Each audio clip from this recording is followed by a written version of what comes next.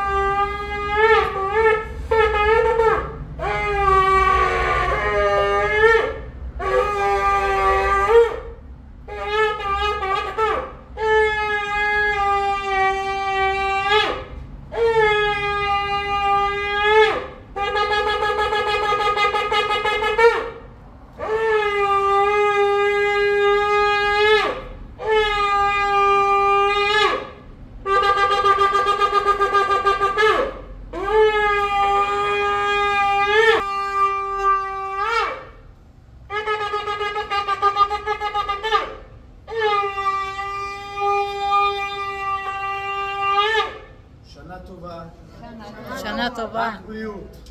תודה.